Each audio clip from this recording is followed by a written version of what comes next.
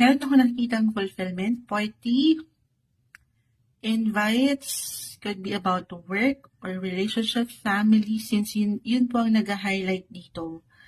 Maaaring meron kayong pupuntahan na normal moonchild. Holiday season, of course, merong ilang parties. Okay, kung pahihintulutan nyo lang, single.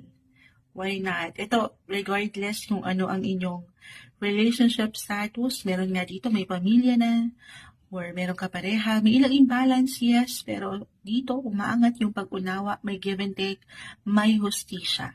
Single, syempre hindi kayo papahuli kung papaangatin nyo ang pagiging bukas nyo sa ilang ganap ngayong huling buwan ng taon. Ito po, ano na yun, Moonshot?